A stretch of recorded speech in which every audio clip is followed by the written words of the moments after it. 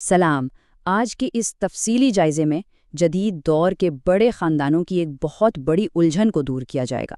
اکثر یہ سوال ذہن میں آتا ہے کہ قربانی کے حوالے سے کم از کم شرعی تقاضے دراصل کیا ہیں۔ چلیے سیدھا اصل بات کی طرف چلتے ہیں۔ یہ وہ سوال ہے جو اکثر گھر کے سربراہوں کو خاصا پریشان کرتا ہے، اور یہ بالکل بجا بات ہے، خاص طور پر مہنگائی کے اس موجودہ دور میں، جب ایک بڑے خاندان کی کفالت کرنا بذات خود ایک بہت بڑا چیلنج بن چکا ہے۔ تو آئیے ان اصل حقائق اور قواعد کو ذرا تفصیل سے کھول کر دیکھتے ہیں۔ اس جائزے میں ہم جن اہم نکات کا احاطہ کریں گے ان میں قربانی کا بنیادی اصول، اس حوالے سے تاریخی دلائل، الگ اور مشترکہ خاندان کا فرق، چولہے کا معروف اصول اور موجودہ حالات میں صدقے کی اہمیت شامل ہیں۔ تو سب سے پہلے بات کرتے ہیں قربانی کے بالکل بنیادی اصول کی۔ یہ بنیادی قاعدہ دراصل نہایت آسان اور رحمت پر مبنی ہے۔ ایک چھوٹا جانور، مثال کے طور پر ایک بکرا یا مینڈھا، یا پھر کسی بڑے جانور کا صرف ایک حصہ پورے کے پورے خاندان کے لیے بالکل کافی ہوتا ہے۔ اگر گائے یا بیل کی بات کی جائے تو اس میں 7 خاندان شامل ہو سکتے ہیں، جبکہ حیرت انگیز طور پر ایک اونٹ میں 10 خاندانوں تک کی گنجائش موجود ہے نا؟ کتنی بڑی سہولت! اب ذرا آگے بڑھتے ہیں اور اس کی بنیاد یعنی نبی کریم صلی اللہ علیہ وآلہ وسلم کی سنت سے ملنے والے دلائل پر نظر ڈالتے ہیں۔ تاریخی حوالوں کو دیکھیں تو جب ابتدائی مسلمانوں سے براہ راست ان کے طریقوں کے بارے میں پوچھا گیا تو صحابی رسول حضرت ابو ایوب انصاری رضی اللہ عنہ نے یہ نہایت واضح چشم دید گواہی دی کہ ایک ہی جانور ان کے اور ان کے پورے گھر والوں کی طرف سے مکمل طور پر کافی سمجھا جاتا تھا۔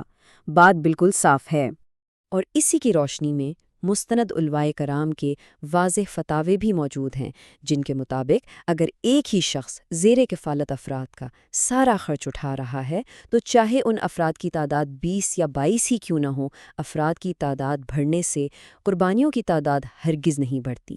جی ہاں، پورے گھر کے لیے صرف ایک ہی قربانی کافی مانی جاتی ہے۔ لیکن ذرا تصور کریں، جب وسائل کی فراوانی ہو تو کیا منظر ہوتا ہے۔ ایک موقع پر نبی اکرم صلی اللہ علیہ وآلہ وسلم نے حجۃ الوداع کے موقع پر 100 اونٹ ذبح کیے تھے، جو اگر حصوں کے حساب سے دیکھا جائے تو 1000 خاندانوں کے حصوں کے برابر بنتا ہے۔ یہ استطاعت ہونے پر بے پناہ سخاوت کی ایک واقعی عظیم الشان مثال ہے۔ لیکن دوسری طرف شریعت کی کم از کم ضرورت پر غور کریں کہ وہ کتنی آسان ہے۔ نبی اکرم صلی اللہ علیہ وآلہ وسلم نے ایک مرتبہ اپنے اور اپنے پورے گھر والوں کی طرف سے، جس میں آپ کی 9 ازواج مطہرات بھی شامل تھیں، یعنی کل 10 افراد بنتے تھے، ان سب کی طرف سے صرف ایک بیل کی قربانی پیش کی۔ اس سے ظاہر ہوتا ہے کہ دین میں تنگی بالکل نہیں ہے۔ اسی طرح آپ صلی اللہ علیہ وآلہ وسلم نے 2 بکرے بھی ذبح کیے، ایک اپنی امت کے لیے اور ایک اپنے گھر والوں کے لیے۔ اب یہاں سمجھنے والی بات یہ ہے کہ اضافی اور نفلی قربانیاں کرنا یقیناً بہت بڑے اجر کا باعث ہے، لیکن بنیادی فرض ہمیشہ ایک عام خاندانی یونٹ کے لیے نہایت محدود اور قابل عمل ہی رہتا ہے۔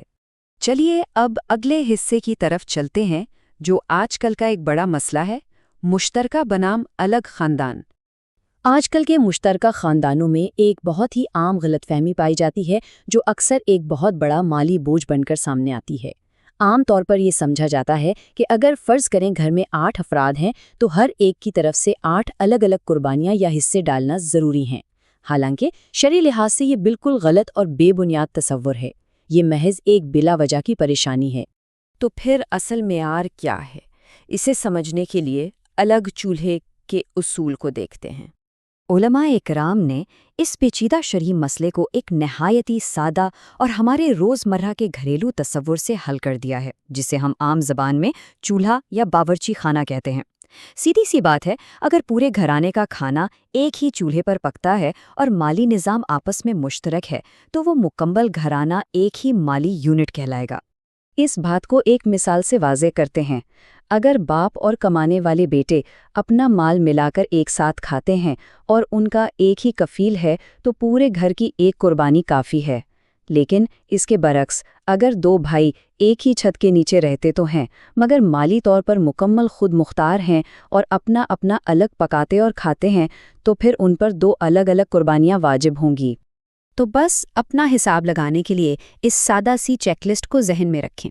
سب سے پہلے گھر کے بنیادی کمانے والے کی پہچان کریں۔ پھر یہ دیکھیں کہ کیا سب افراد ایک ہی چولہے کا کھاتے ہیں؟ اگر جواب ہاں میں ہے تو ایک قربانی سب کے لیے کافی ہو جائے گی۔ اس میں الجھنے کی بالکل کوئی ضرورت نہیں، اصول بہت صاف اور سیدھا ہے۔ اب آتے ہیں آخری اور ایک بہت ہی اہم پہلو کی طرف، آج کل کے حالات میں صدقے کو ترجیح دینا۔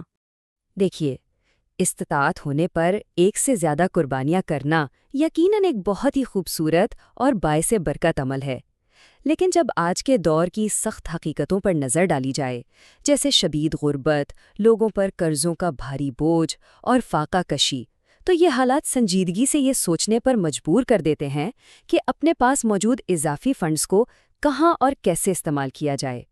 اس جائزے کے اختتام پر ایک بہت ہی اہم سوال چھوڑے جاتے ہیں جس پر ہم سب کو ضرور غور کرنا چاہیے۔ کیا کم از کم فرض ادا کرنے کے بعد بچی ہوئی رقم سے مزید نفلی قربانیاں کرنا واقعی زیادہ بہتر ہے، یا پھر ان پیسوں سے کسی ایسے ضرورت مند خاندان کی فوری مدد کر دینا جو اس وقت بھوک یا قرض سے لڑ رہا ہو؟